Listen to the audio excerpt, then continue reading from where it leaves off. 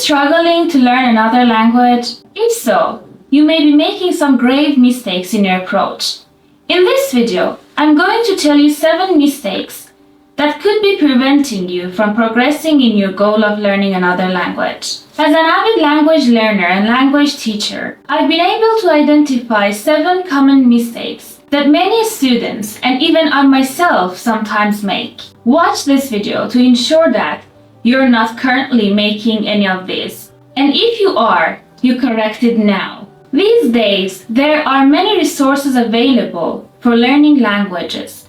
From textbooks to tutoring websites to apps, it is easy to get overwhelmed by the abundance of options. Where to start? Before you spend tons of money on an expensive textbook or some program promising results, you should be clear about your goal and purpose in learning the language and narrow down the resources that may guide you towards that.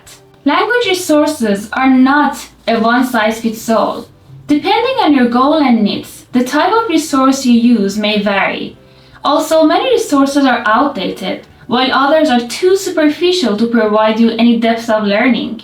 You'll want to make sure that the resources you use are from a reliable source and customized to your needs. With that said, you'll want to use several resources simultaneously to develop different skill sets. Often we are in a rush to learn a language, whether for career opportunities, school, or personal reasons, and set our expectations too high. We want to be fluent or proficient in no time. But the truth of the matter is that learning another language is challenging, and we need to respect the process. Like weight loss or muscle building, learning a language takes time and consistency. But this is not a bad thing. Enjoy the process, make consistent progress, and in due time reap the benefits. You may think of this like watering seeds that will eventually, with proper conditions and care, grow into a tree that produces fruit. Whether in a classroom setting or the larger society, we often get hung up on the thought of what others will think and are embarrassed to make mistakes. We don't want to be judged by our pronunciation or the use of the wrong word.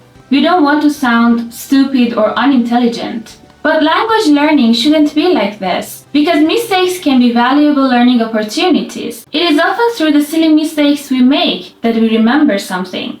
Part of the reason why children are able to develop their speech skills is because they're oblivious to the opinions of others and just spurt out whatever they can, right or wrong.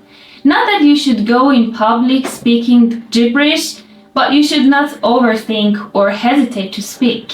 While it is great to be detail-oriented, this should not hold you back from progressing in your growth. For example, if you're reading a book, you should not look up every single word in the dictionary. There are times to use dictionaries, of course, and there is a time and purpose for slow reading.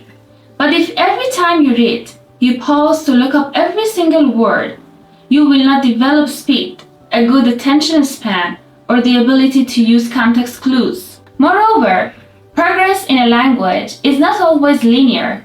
The development is not always from ABC to the supposed final grammatical level. The order in which we progress or level up is sometimes unpredictable. Improve what you can and return to the more challenging features at a later point. Often you'll recognize that what you thought was very challenging before becomes easy, or at least easier, after learning other aspects of the language.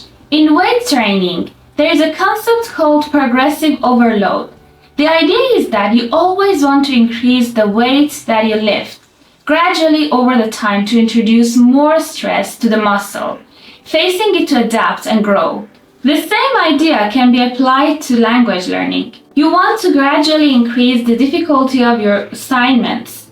For example, gradually increase the difficulty of the texts you read and the topics you discuss. If you continue to read texts that are very easy for you, or you continue to have basic conversations, never discussing abstract topics, for example, you won't force yourself to grow. You need to gradually and consistently add more linguistic weight, so to speak. Without cultural knowledge, there are many aspects of language that would be incomprehensible. From aspects as simple as basic greetings, even scholars of ancient language try to learn as much as they can about the peoples and the societies that they study. The final and greatest mistake you can make when learning another language is giving up. At times you may feel that it is just too difficult or even impossible to learn. You may have put so much time and energy into it and not have reaped the benefits you expected. But don't give up. You need to respect the process, but also, if what you've been doing has not worked, then you need to switch up the methods or resources that you're using. Recalibrate and reassess your game plan, but don't give up. With the right intention and focus, you definitely can achieve your goal. I am sure, because I myself learned numerous languages, including English, the language that I'm speaking to you in right now. To see the story of my journey and the tips and strategies that I developed over the course to proficiency, you may want to check out this other video on the screen now.